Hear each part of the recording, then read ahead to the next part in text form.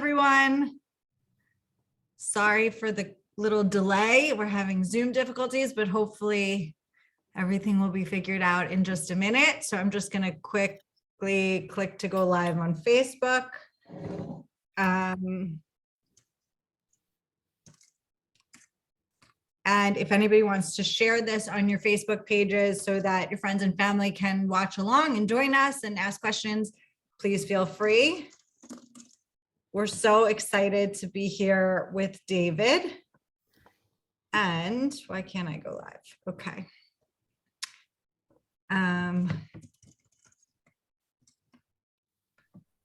All right.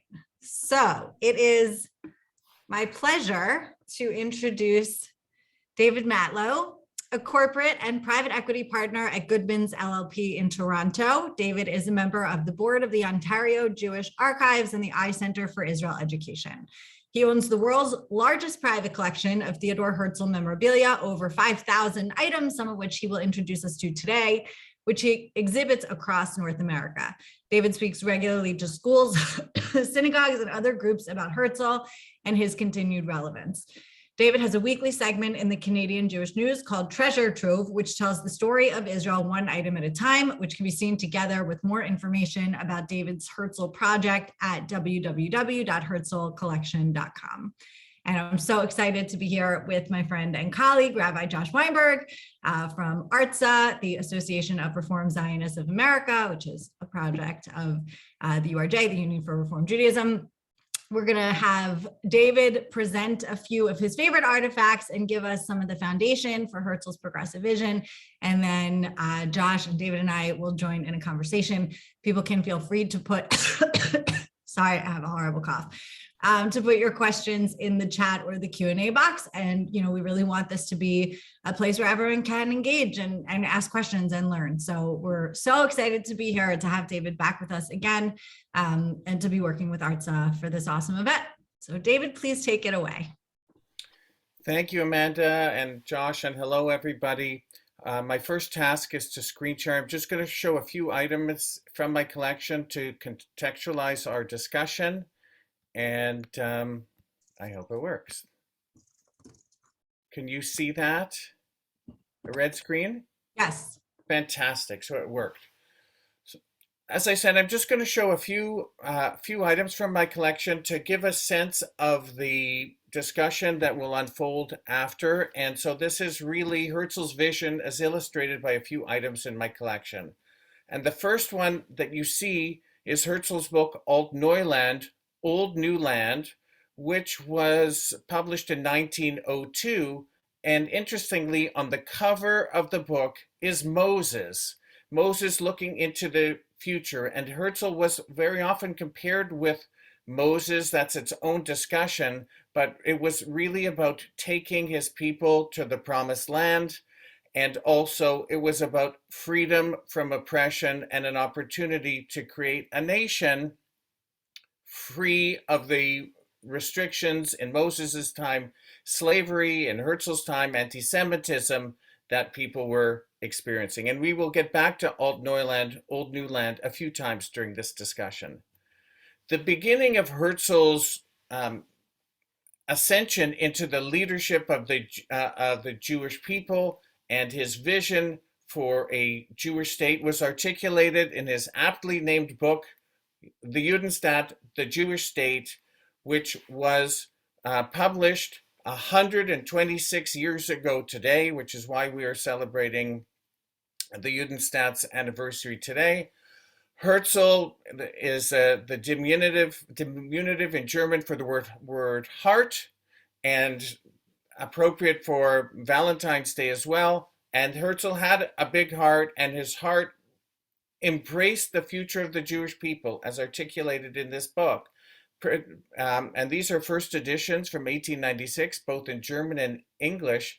And if you look at the English version on the right, the subtitle was An Attempt at a Modern Solution of the Jewish Question. The Jewish question was anti-Semitism, and that's what Herzl was trying to find a solution for the Jewish people about. The book, The Jewish State, articulated both a blueprint of how to make it happen and gave the early indications of what he thought the Jewish state would look like. And one of the most telling ideas, novel ideas in the book, was a 7-hour workday. So that would equate to 35 hours a week. And at the time in 1896, the average workday in England and America was a work week was 50 to 60 hours. And Herzl's vision of a 7-hour workday, which was in 2 alternating shifts of 3.5 hours each. You work for 3.5 hours, then you have 3.5 hours off to spend time with your family, to rest, to pursue your education, and then go back for the second 3.5 hours of the day. That's a 7-hour day. And that became such a symbol of Zionism and Herzl's dream that the notion of 7 stars permeated Zionist ideology and iconography. So on the bottom left is the top of a flagpole, which has the design that Herzl made for his flag as set out in the Jewish state, 7 stars. The ship at the top, the Theodor Herzl, you can see on its, at the top, 7 stars. Or in the middle, the city of Herzliya, named after Herzl, on his logo, 7 stars, and you see the 7 stars on the flag to the right. This was such an important part of Herzl's vision of not just a Jewish state, but a progressive Jewish state with new and novel ideas. From 1896, he then embarked to advocate for his idea and for his dream, and by August of 1897, held the first Zionist Congress. So this is a postcard published in Brooklyn, New York, shortly after the first Zionist Congress in 1897. You see Herzl in the middle, and all of the delegates dressed in formal wear, tuxedos or the like. And interestingly, on the bottom row, you'll see pictures of 13 women. At the first Zionist Congress, the women were non-voting observers. But by the second Zionist Congress in 1898, women were full voting members. And at that time, only one country, New Zealand, gave women equal voting rights. In Canada, where I am, that happened in 1918, in the United States in 1920. The Zionist Congresses were intended to be open and transparent. And so for each Zionist Congress, and there were 6 of them during Herzl's lifetime, he died in 1904 at the age of 44, but there were minutes, verbatim minutes of every Congress. So on the left is the minutes. This one belonged to Herbert Bentwich, who was a prominent Zionist from England, but his set of minutes from the first Zionist Congress, and also the speeches. Herzl's speech at the Zionist Congress was published. It was all open. It was open, available for the press, transparent, available for all to see. And it was a vigorous democracy. It was proportional representation at the Zionist Congresses by country, and within each country to different factions of the Zionist movement, different perspectives of the Zionist movement had proportional representation. And one could tell from the minutes, there was a lot of debate and a lot of arguing. And this is an excerpt from a notebook by a gentleman named Egon Zweig, who is a Viennese Zionist, and it's his notes from the 6th Zionist Congress in 1903. And you can see on the left, and you can't read it, it's a German shorthand called Gabelsberger, but you can see Herzl alternating with Nordau and others about a debate as Egon Zweig was describing it. And to the right, it was a tally of votes for the resolution to consider a Jewish state in Uganda. Well, it was called Uganda, but it's really Kenya, offered by the British. And it was a very vigorous debate because mostly the Russian Zionists said Zionism is the pursuit of a homeland for the Jewish people in Zion, what was then Palestine.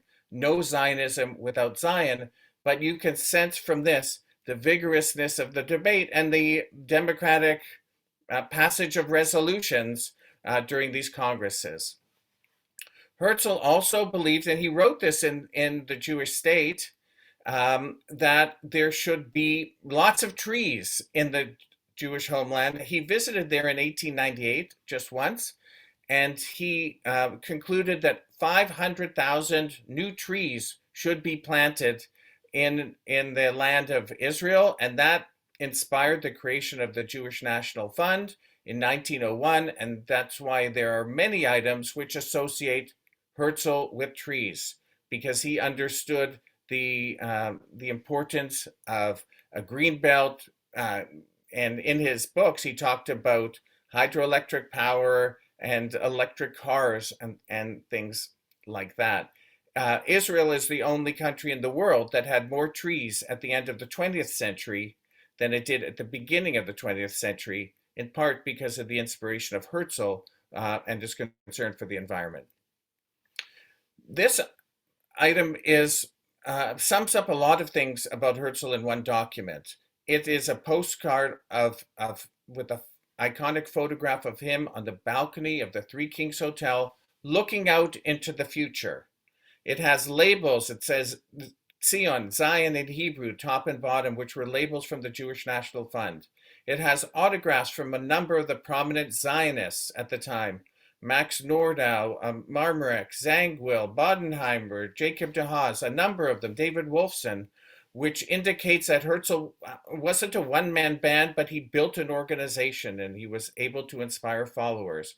And most importantly, Herzl himself signed this postcard under his picture, which signifies what a superstar he was to the Jewish people, like people do now with sports celebrities or movie stars, ask them to sign their own picture. The Hatikvah, which was the Zionist anthem from the 1880s and was sung at the First Zionist Congress in 1897, is often associated with Herzl. Hatikvah means hope. It was about a hope for a better future for the Jewish people in our own home. And so there's two examples of Herzl being associated with the Hatikvah.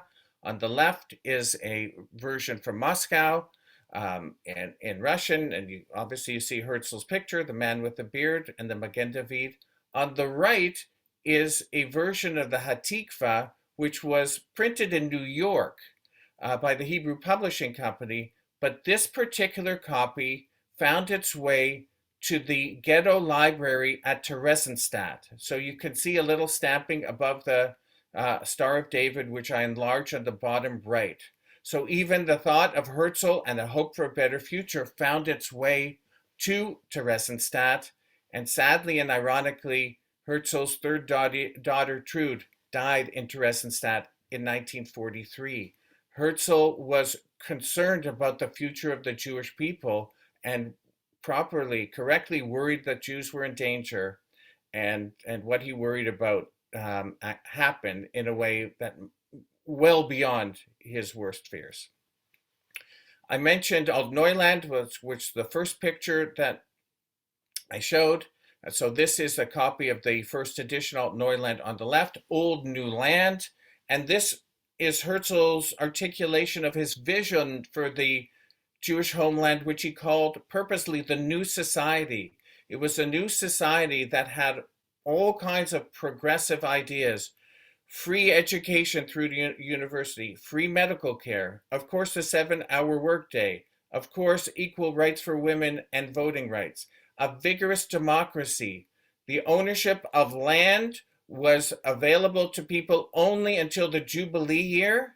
So you could own it only to the biblical Jubilee year every 50 years, and then it reverted back to the new society to be reallocated again, so that the increase in value of real estate inured to the benefit of the new society, not just individuals, and on and on and on. When it was translated into Hebrew, it was translated as Tel Aviv. And Tel is an archaeological site, many layers, which is old. Aviv is spring. And so that's how Tel Aviv is Old New Land. And the city of Tel Aviv is named after Herzl's book and in tribute to his vision. Herzl died at the age of 44 in 1904.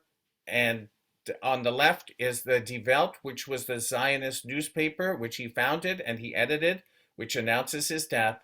And just to give an indication of how prominent and how widespread his ideas went, within 2 weeks after his death, there was a a large memorial. It overflowed into the street at Carnegie Hall in New York City. Herzl's dream, of course, was for a Jewish state, and that Jewish state came to be in 1948. Herzl, in his diary in 1897, after the First Zionist Congress, said that in Basel, where the conference was, I created the Jewish state. And if I said that out loud now, people will think I'm crazy. But maybe in 5 years, and certainly in 50 years, people will know I was right. So 50 years and 8 months later, the State of Israel was created, and this nondescript piece of paper was the invitation to the Declaration of Independence ceremony. And in it, it asked people to keep it secret.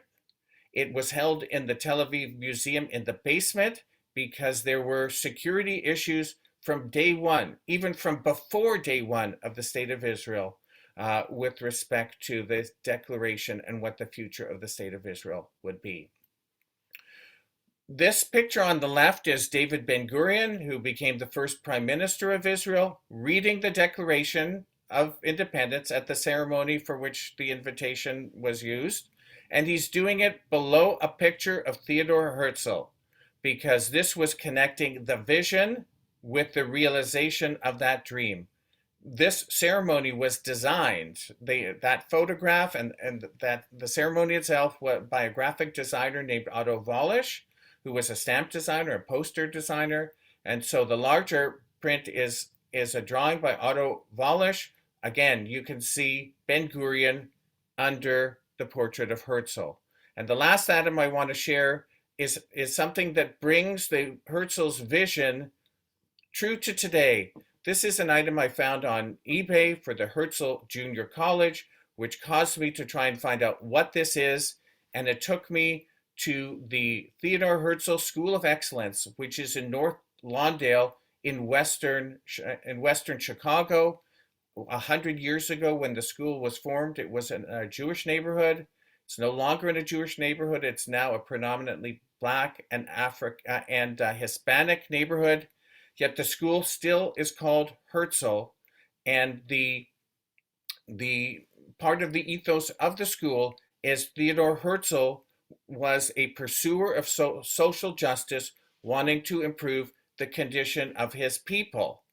And so as a result of an ongoing relationship, interactions are unfolding or continuing between the Jewish community of Chicago and the students of the Herzl School. There have been events held together with members of the Jewish community. On the bottom right is the former Consul General of Israel to Chicago, Aviv Ezra, who came to the school to talk to the students about his work, and that he is the diplomatic representative of the country that Herzl, for whom their school is named, dreamed. And lastly, this is on the left a picture of the dedication of a portrait of Herzl in the auditorium at that school. This was a request by the principal of the school, a fabulous educator named Tamara Davis, who said her dream is to have a portrait of Herzl in the auditorium. And my wife was with me that day, and she said, if I can get another piece of junk out of the house, let's do it. So that was the dedication. On the right is a picture taken just in December as part of a Christmas festivities in the auditorium.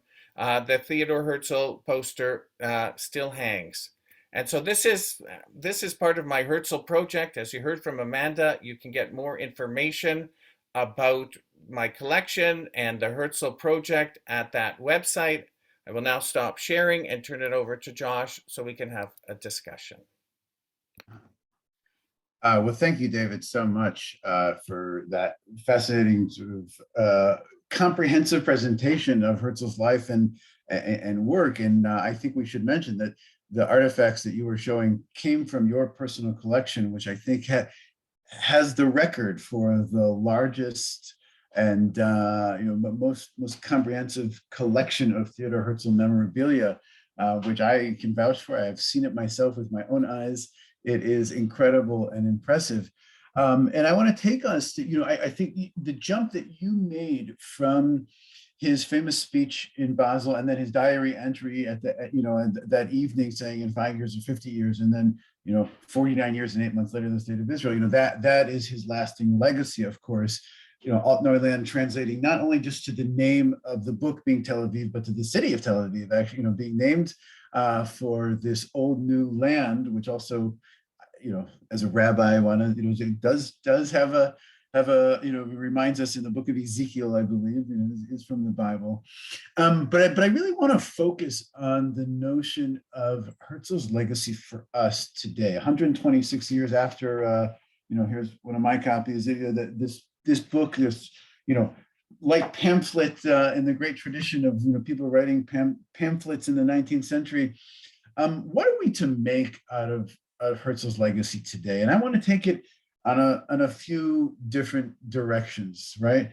The first, I think, is thinking about the state of Israel. I know as an educator, I always sort of end our tours at Herzl's grave and say, okay, is this the state that Herzl had visioned on the one hand? On the other hand, looking at it from the position of those of us, and I'm looking at the list of participants here, I think many of us don't live in Israel. We live here in North America.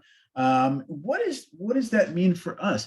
Had Herzl lived in, or Herzl been in our situation now in this current setting in North America in 2022, 5782, do you think that he would have come to the same conclusions about the Jewish problem, about anti-Semitism? I highlighted a few excerpts that I wanted to share, but we can start just talking. And how do you see this in hindsight? Thinking about our situation today. So there are a number of elements to the question. The first one I want to emphasize is that Herzl didn't come up with the idea of a Jewish homeland. He thought that he did, because he didn't mingle with the Jewish crowd, so to speak, and he wasn't well read. So he thought he came up with the idea. And there were people who preceded him, Pinsker and Moshe Hess, and there was the Lovers of Zion movement and others. But right, before that, Rav Alkalai and Moliver and some of the religious Zionists from the earlier 1860s, 70s. Right, of course. But what's amazing about Herzl, firstly, is he saw a problem, and instead of lamenting about it and kvetching about it and whining about it, he went about to do something about it. And so that is the amazing part. Moshe Hess and Pinsker and others wrote books, but Herzl jumped beyond the page into the beginning of creating an infrastructure for this state in creation, to put flesh and bones on this dream, so it's just not a dream, but it became tangible, which is one of the reasons there are so many tangible artifacts about him. The Zionist Congress became the parliament of the Jewish people that met initially every year, then every 2 years, interrupted by the wars, etc., the world wars. He created the Jewish National, or he inspired the creation of the Jewish National Fund. He created a bank that is now the Bank Leumi, but had different names, the Anglo-Palestine Bank and the Jewish Colonial Trust, because he understood that a new country requires a fiscal system and infrastructure and investment. So that's part of it, is to not just lament and wish, but do something about it, and then take your dreams and start to create it. In 1896, the idea, when Herzl wrote the words, in 50 years there will be a Jewish state, it was preposterous. Something that we've dreamed about and prayed for 2,000 years. The idea that it could happen, the possibility of it was great, but he started to make it happen, and he built a group of people because he understood this is a dream bigger than one person, and he knew his own mortality, and he was right in that regard. He died at 44. Yeah, So and I'm constantly amazed at the ability to convene such a Congress, in the pre-internet times. It's hard enough for us to get all our information out there on, various channels and, in lightning speed, but to be able to have done that organizing in there. So fast forward, so take us to today. What do you think Herzl would would say, or how he might respond to what Israel looks like today. And then I want to think about it in terms of, North America and the place of Jews in our society today. And I think this speaks both to, from us in the Reform movement and to Zionists, about how we think about, our progressive politics, think about our values of social justice and our connection to Israel, and thinking about what role anti-Semitism plays in there, how it has manifested in different ways over the years, and especially today. So maybe let's start with Israel, and then we can move over to our situation here. So Herzl said that the goal of Zionism is not just to have a plot of land for our weary people. It's not just getting a place where we can be safe and have refuge and be able to look after ourselves, which of course was the objective. It's the objective of every country in the world, to look after its citizens. But he said it's not just that, but to be a place of moral and spiritual fulfillment. He wanted to build a model. He dreamed of a model society there, and he wrote about it in Alt Neuland. The things that I mentioned about equal voting rights, free education, that the Jewish state would be a pilot plant for others. So that's what he wished for the Jewish state. He also understood, and he wrote about this in Alt Neuland, because Alt Neuland describes an election that was going on in the new society, about the tensions of an election and democracy. It's hard. He lived it through the Zionist congresses. It's hard. Democracy is hard, complicated, and so the country fulfills many of his dreams. His greatest dream, that it would be a solution for anti-Semitism, a modern solution to the Jewish question, clearly has not happened. Clearly, anti-Semitism, because it is a beast that morphs in any which way, so has morphed both to have a characteristic outside of Israel and also to be a lightning rod for anti-Semites in terms of their perspective on Israel.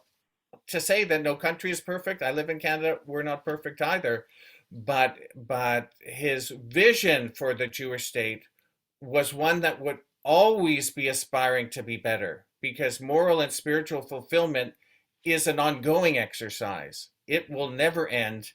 And so to me, part of the lesson of Herzl is to be like him, because he was a lawyer like me, except he quit being a lawyer. He was a journalist, he was a playwright, and he threw all his skills and talents at that. He summons everything in his arsenal of talents to pursue his dream.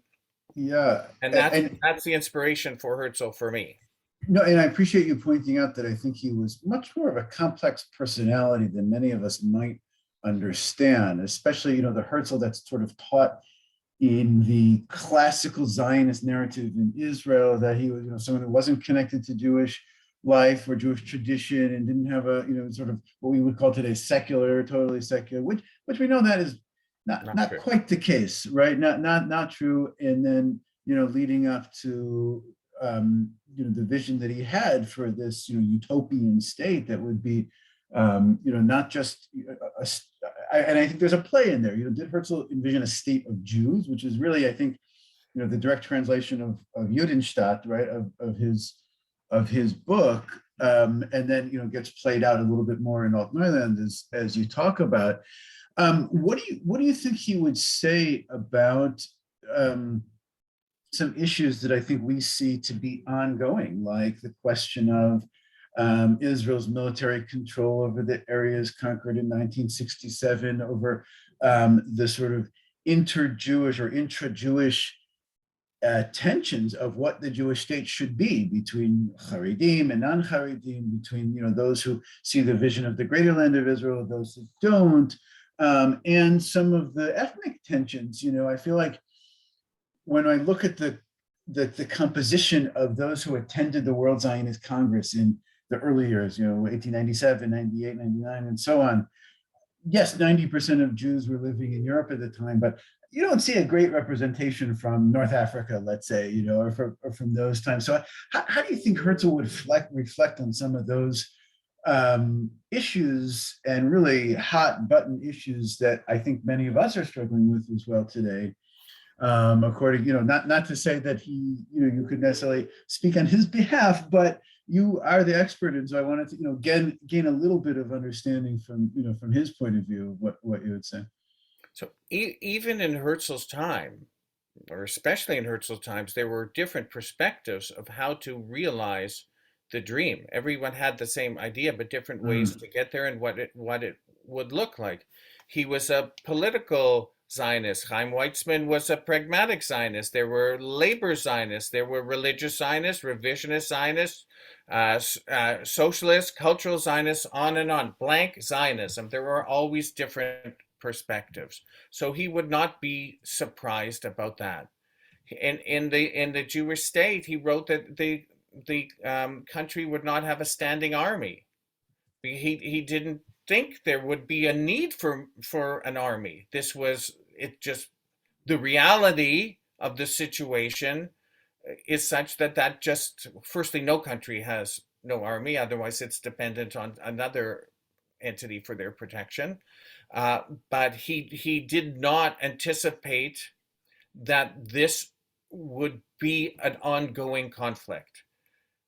He was aware that there was an Arab population there, and he envisioned in Alt Neuland that this would be good for everybody. So events took it in a different direction. The reality of creating a country had never been done before. There is no precedent to this. Herzl knew that. We all know it. There is no precedent for a country that has been evicted from its homeland, expelled from its homeland 2,000 years prior, returning and creating a new society, as he envisioned, adopting their ancient language and trying to balance their history and religion and democracy and future looking. It's complicated. I'm living in Canada. We've got some complicated things going on right now in a very peaceful, quiet country. It's not easy. And so, and it's not easy.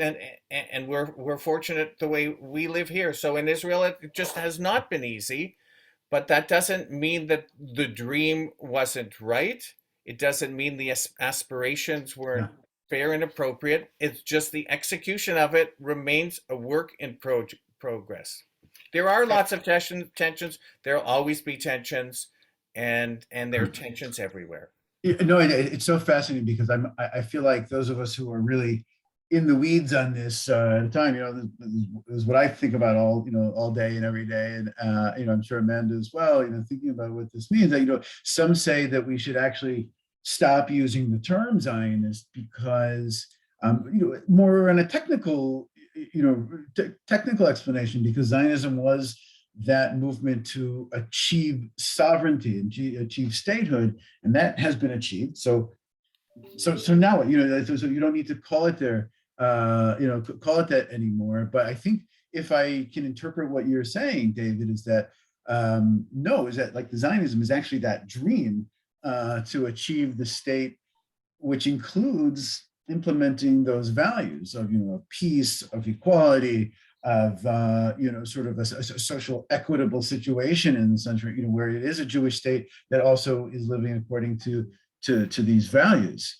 Right, and especially at a time when people question the right of the Jewish people to this homeland. All the more so. This is Zion. This is where our history as a people originated.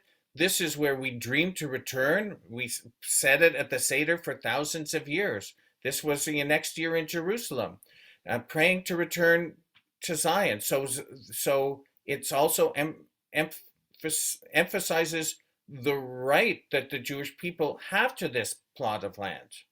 As I said in the discussion at the conference in 1903 in Uganda, no Zionism without Zion. It's not just about a land anywhere.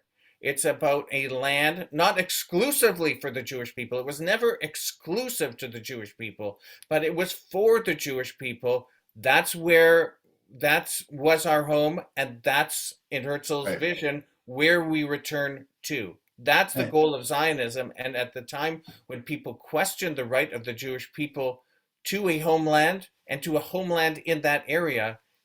That's why Zionism and the word continues to be relevant and important. Yeah, it's a great point. And of course, the historical machloket, shall we say, that that division or argument between the territorialists and the and the sovereigntists or whatever, in the land of Israel type camp. I think Herzl's point was that even if we do go with Uganda, and there were other countries that were proposed along the way, of course, that was a temporary solution to the end goal. Let's pivot, if we can, to North America these days. You've mentioned the Canada and some of the let's call them the developments that we are seeing as of late, and I want to really focus on this question of the Jewish problem. And Mike puts a question here in the chat about comparing Herzl's vision, which was a solution to the Jewish problem, and the Nazi terminology, which was, by the way, the same problem that when they coined now 80 years ago at that famous Wannsee conference, the final solution, it was to that Jewish problem. Of course, anti-Semitism hasn't gone away. And I want to turn it over to Amanda to raise some questions, and then we can continue the conversation from this point of view. Well, thank you. This has been already a fascinating conversation. I want to apologize in advance because I tend to start coughing when I'm talking, so I'm going to try to get a question out here without scaring everyone. So, David, I loved where you were just going with Zion being, so central to Jewish identity, that we are from Zion, that we are the people of Zion, that we have, longed to return there, and that we always say next year in Jerusalem on important holidays and special days for our people. And I'm curious, something that I have been talking about a lot at Zionist and helping people feel confident in calling themselves Zionists, because to Josh's point, so many people feel like we shouldn't use the term because frankly, it doesn't poll well, right? We know it doesn't poll well. And so I talk a lot about how Zionism is actually, in my view, and at least for my personal identity, and I think for a lot of the people that we reach at Zionist, Zionism is significantly broader than Herzl Zionism or modern political Zionism or the aspiration for statehood, because nation states are a rather modern phenomenon in the context of Jewish history. So, I talk about and feel very strongly that Zionism is the one thing that really connected the Jewish diaspora for thousands of years, that we prayed in the direction of Zion and longed to return there. And that, to bring in Josh's point about contemporary anti-Semitism, which in some ways is different from what Herzl was experiencing, and in a lot of ways is exactly the same, that, that the demonization of Zionists has existed since long before 1948. And, I know that Herzl was alive for the publication of the Protocols of the Elders of Zion, just as one example, this idea that the Elders of Zion were this, manipulative global people, this conspiracy to take the world. And it wasn't the Jews, it was the Elders of Zion. And so, I don't want people to react to be Zionist because they want to react to anti-Zionist or to anti-Semitism. I think we should be really proud of who we are and understand the connection between Zionism and Jewish identity, and Zionism and Jewish peoplehood, our story, our history, our culture, our religion, but not exclusively our religion. Do you think that Herzl would agree with me when I talk about this, that Zionism, I know he didn't coin the term, but that Zionism is much bigger than the state and the drive to achieve statehood? Yes, he would, and congrats, you did get the question out with a minimum of coughing, so yasher koach. Yeah, Herzl articulated the perspective that the Jewish people were a people, not just a religion. As a people, and of course we are a religion. We are like an Oreo cookie. Someone once said, "We're this, we're that," or Reese's peanut butter cup. Like, we're a religion, we're a people, we're a nation. We are all those things. But his vision was that we are a people, one people. He was quoted to say, and so people are entitled to a nation, a homeland, but he never envisioned that all Jews would go to live in that homeland. It wasn't It wasn't a shelter in the sense that everyone go in the bunker and we will be safe forever from all the hatred and anti-Semitism that would be experienced, but that it would be a solution to that issue. So yes, it was more than that. And the Zionist movement that he led had different perspectives. For instance, cultural Zionism had the view, Martin Buber and others. It was a state not that critical. It's the culture, it's the language, it's the philosophy that could emanate from Zion and spread out to Jewish people around the world. That Zion could both be a country for its citizens, as well as a source of inspiration and knowledge and forward-thinking ideas for Jews around the world, and in Herzl's vision, for people around the world, that it would inspire new ideas and new innovations. And he said many times that the Jewish state was not just for ourselves. And in different ways, he said it, that the Jewish homeland, if we had the Jewish state, it would be a pilot plant for ideas that would help other burdened people. He is a famous quote of his where he said that the point of electricity is not to light the sumptuous homes of the rich people, but to help solve the issues of all mankind from the sumptuous glow of that light. And we'll start with anti-Semitism, and then we'll move on to help other burdened people. So Zionism, as Herzl envisioned it, was not just a solution for the Jewish people, but yes, a solution for the anti-Semitism for the Jewish people, but as a pilot plant and a giant laboratory, a human experiment as to how to have people free in their own homeland, solve their own problem, and take what they've learned to help other people. And we see this in human civilization many, many times. Somebody has a problem, they figure out a solution, and then want to use that solution to help other people. So Zionism, as he envisioned it, was to benefit the Jewish people, but not only the Jewish people. And this is something that we see now. Zionism works. Medical innovations emanate from Israel. Herzl envisioned that there would be a place to call if there was a catastrophe, an earthquake, a typhoon, a flood. You would call, and there's some place out of Jerusalem would emanate people to help you, which is exactly what happens. Not exclusively. Of course, there are people from other countries that go and help when there's an earthquake in Haiti or other places.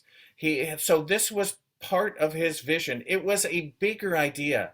Zionism was about solving the security issue of the Jewish people who were imperiled, and Herzl proved to be 500% right, because it was infinitely worse than what he envisioned, but at the same time, not just for ourselves.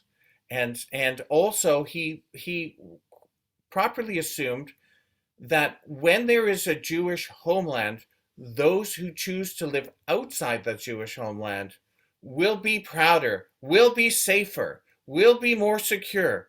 And this has happened in the last 10 years, time and time again, for Russians and Argentinians and Ethiopians and people from Jews from other countries, and ourselves. If we know, God forbid, things are too bad for us where we live, we have an option that the Jews in Europe did not have in the 30s and 40s, which is a place to go. So Zionism was not just about the Jews who live there, it was for the Jews who don't live there, and for the benefit of humanity, as Herzl envisioned it. And I dare say, it's not perfect, and it's not the way Herzl totally envisioned it, but his idea that from Zion, innovation and ideas and benefits would inure for everyone proved to be true. Yeah, I'll pick up from there, unless Amanda, you want to Go ahead. I'll follow up after you. follow up. No, I think that's quite inspirational, David, what you're saying. And I'm looking at both sides of me, but both the right and the left, somewhat metaphorically, who might say, who might say, well, okay, we still have an issue where sometimes now Israel is actually the source of anti-Semitism, or Israel is the source of people's critique, or to say, I like being Jewish, but Israel does not represent my values. What are some lessons or some big ideas that we can take from Herzl, whether it's reading the book that we're coming together to celebrate the Jewish state, or looking at other works like Alt-Neuland, or even one of my favorites that I think is little known is The New Ghetto, actually, when he talks about what is his feeling. Yeah, there we go. I didn't read it in the original German. I apologize, but to say what was that about, and what caused him to write that, and what do you think he would say if he was plopped down in, let's say, Toronto or New York or Los Angeles or San Francisco or whatever, or if he were to visit the Herzl School in Chicago. In full disclosure, the congregation I grew up with has a very strong partnership with the Herzl School, and I love seeing the bracelets that say "I have a dream, and if you will it, it is no dream." Looking at two visionaries, with Martin Luther King and Herzl. So what are some tangible takeaways that you would offer from him? And then I want to make sure that we get to some Q&A that has come in as well. It's hard to have a country. Every country's hard. America's had its difficulties. We're having our difficulties in Canada. Israel is not unlike any other country.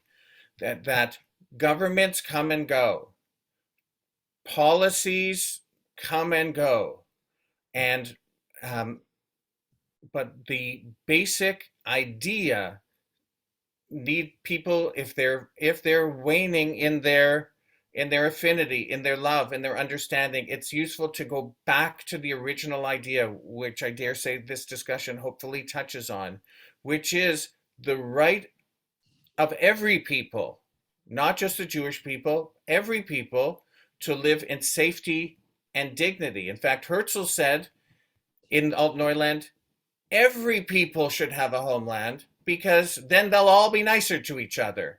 And so the need for a Jewish homeland, the risks and the anti-Semitism under which Jewish people lived through, not just in the Second World War, but in the pogroms of Russia in 1881 to 1884, in the Inquisition, in the Crusades, in the expulsion from Spain in 1492, and on and on and on, to remember that there is anti-Semitism out there. There has always been. Maybe there'll be a solution for it. Herzl's solution did part of the job, but not all of it. But to remember the basic idea that the Jewish people, like all people, have a right to be safe and live in dignity.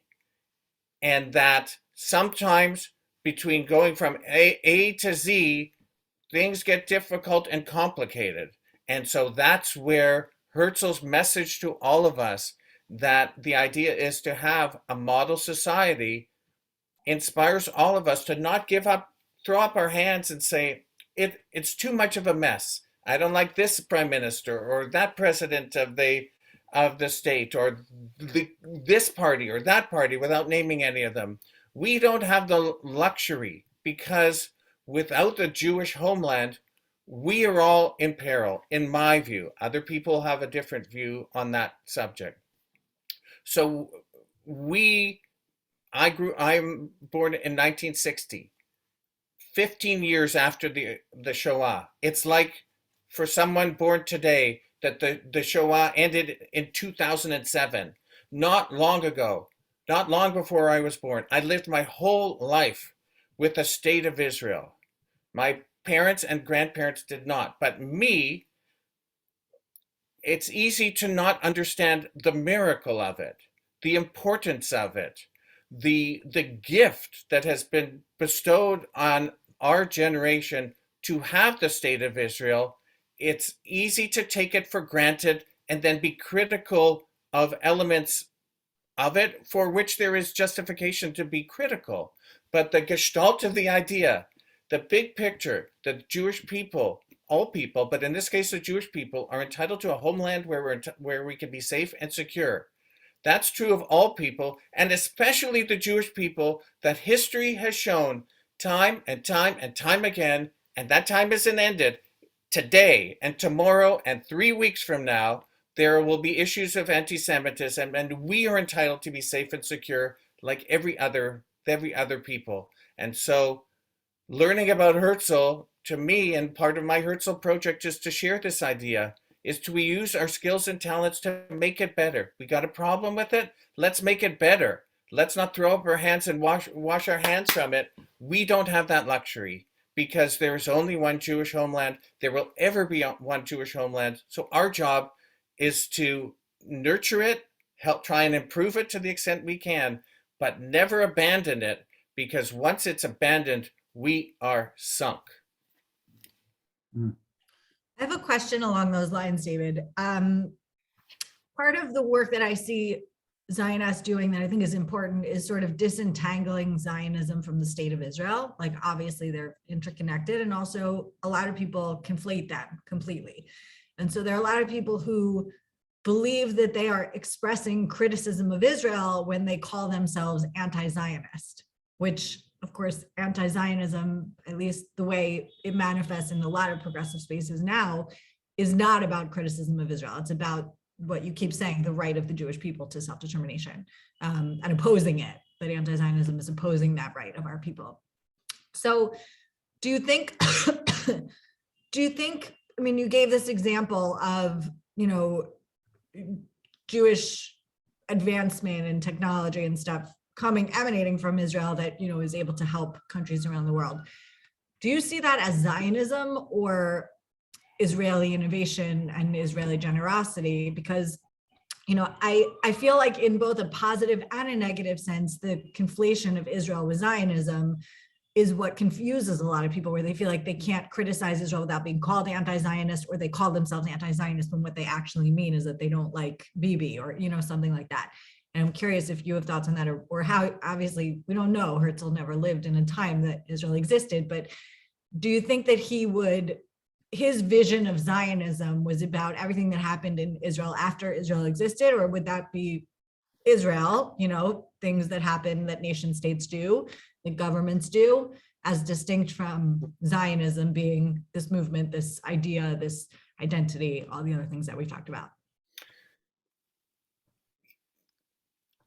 The idea, going back to the basic idea of the Jewish homeland, is a place where the Jewish people can be free and safe and look after ourselves. And Herzl envisioned and the early Zionists of all stripes envisioned, when we are left alone and we don't have to worry about our own security, and of course we have to worry about our security in Israel and everywhere now, but what the creativity of the Jewish people when brought together would create, and that's, I'm not saying that as in an egotistical way, because that's true of any people, right? Take all of the computer geeks and put them in Palo Alto, and look what comes out of it. So allow us to be in our own homeland, safe and secure, and those things emanate out of it. But the Zionist, there is a Jewish perspective on some of the work that's being done because of the idea of tikkun olam and helping the world.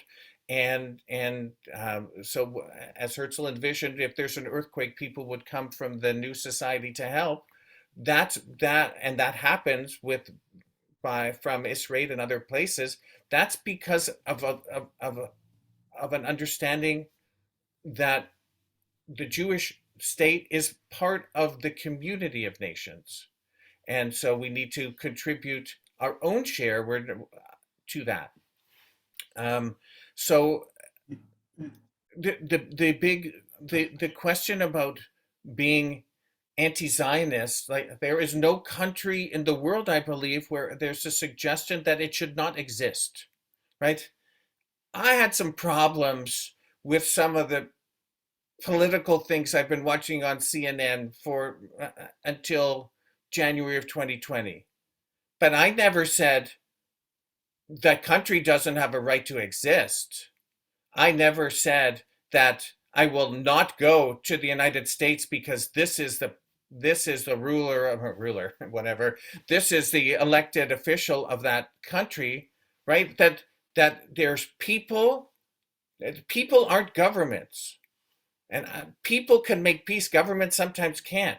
But there is a lot going on with Israel. You have the conflict and military issues and settlement issues and religious issues. It is a complicated soup of all kinds of things.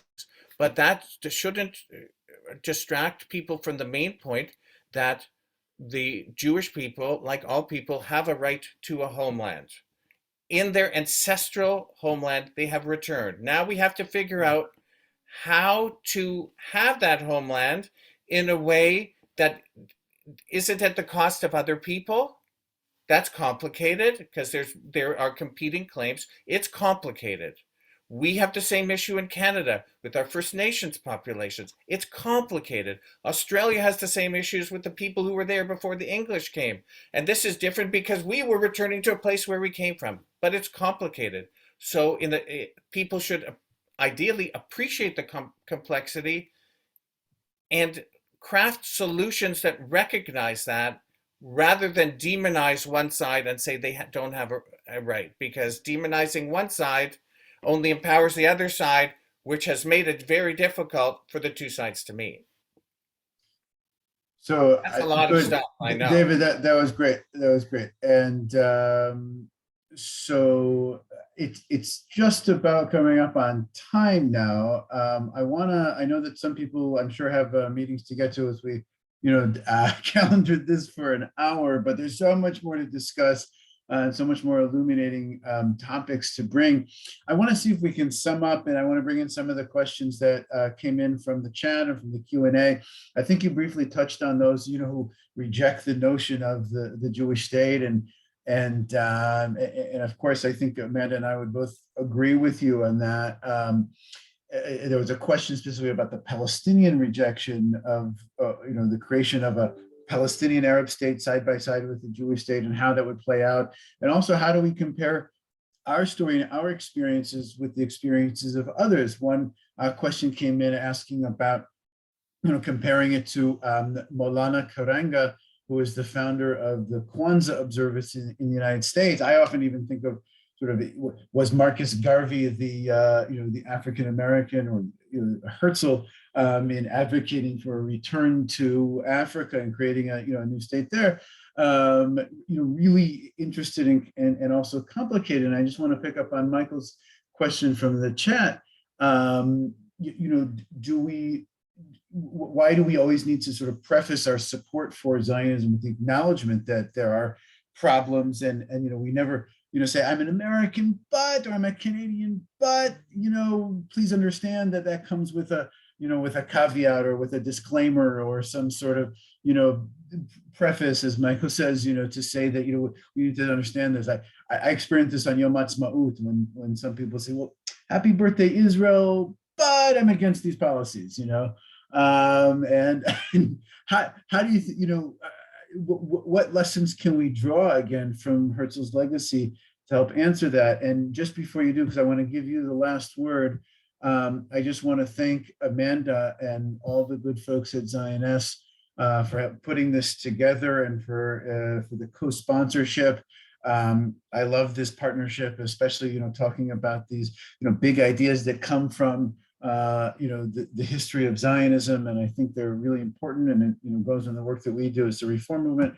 If anyone would like to subscribe to our ARZA weekly newsletter, I'm putting the chat there where I write about the Torah portion and politics and Israel and Zionism and all that stuff. And again, my deep thanks to you and of course to Dave. And I want to turn it back to David and then Amanda to close us out. So I don't see it as a but as an and.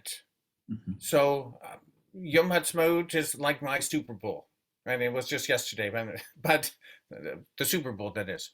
So it's a day of great pride and celebration, and I see the Israeli flag and hear the Hatikvah, and it's very. I have. There is no but for me, but there's an and it's an and when I hear "O Canada" as well, and it's when I in my own personal life, we can always do better. We should always be aspiring to do better as individuals, as cities, as communities, as countries, as people, as religion. We can always do better. So to me, there's not a but an and.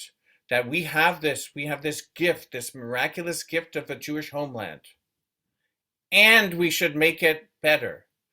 And there's room for improvement. Uh, and Herzl's vision remains a work in project, in progress. That none of us are perfect. If we hold something up to a light of perfection, we would all fail. If Herzl stopped to think of how impossible his dream was, he would not have started. And so we should be tremendously appreciative and proud and feel fortunate to live at a time where there is a state of Israel. At the same time, same as we care about our own countries and our homes and ourselves, work to make it better. The striving for perfection will never be perfect, but that doesn't mean that we shouldn't try. And so I have in my own personal life, and everyone has to make their own decisions of how they feel. But to me, it's not an Israel but, it's an Israel and. Thank you, David. And thank you, Josh. I also love this partnership. Love working with you and ARZA and the URJ. David, it's always so enlightening to learn from you. You are such a wealth of knowledge and such an incredible resource on this person who really changed the history of the Jewish people and the future, of course, for the Jewish people as well. So, I just want to sort of end by saying that for anyone who's watching, obviously you feel ideologically aligned with the work that we do, and you see Zionism also as a progressive principle and a progressive movement and a fight for the liberation of the world's most enduring persecuted minority community. And I think the thing that I feel most inspired by when I hear from David and when I think about Herzl's progressive vision and the foundation of the Zionism that he espoused, it was that Zionism was, for the Jewish people primarily, but that it would be something that would allow us as Jews, as people with a mandate to repair the world, that we would then have the tools and the resources that we had created for ourselves to apply them to help advance other communities. And it really brings together Jewish particularism and Jewish universalism in such a beautiful way, really ties it with a bow. And that's the work that we do. And I know it's the work that Josh does, and I know it's what David is representing every time he's talking about this visionary, Theodor Herzl. So we will take what we've learned together and, continue the work that we're doing. And we hope that all of you will join Zionist in our work, join your local chapters, reach out to set up a meeting with Daryl, our community organizer. If you know anyone who's looking for a job, we have several job descriptions on our website. Please sign up for Josh's newsletter, which is in the chat. And you can go to herzlcollection.com or .org, David, sorry. .com and follow there. And there's just such fascinating stuff on that site for anyone who's interested. And it was a pleasure sharing part of your Valentine's Day together. And if you're in Toronto, you got to stop by and see it in person. I mean, it is, it's incredible. Starting in 2 weeks, you don't need a vaccine certificate. So up here in Ontario. So we're coming back. Yeah, and if we take nothing else, right, the 35-hour work week, that should be. That's it. Yeah. There's a lot of pieces that I would love of Herzl's vision, if we could just implement that here. But I didn't know that Herzl meant heart. That is such a fascinating. So there's always something new to learn, even if you have created a whole organization around the vision of this man. There's still more to learn. He had a bad one, because that's what he died from, but he had a big one. And so it's suitable that here we're on Valentine's Day, we're talking about him. Yes, indeed.